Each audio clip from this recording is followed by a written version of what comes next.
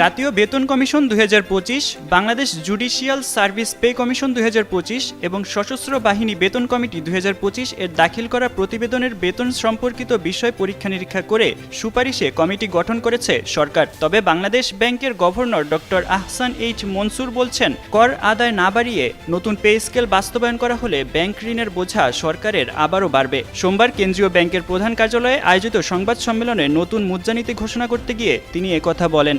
আমার একান্ত এই ভুবনের সঙ্গী হয়ে থাকে শুধু স্টেলা।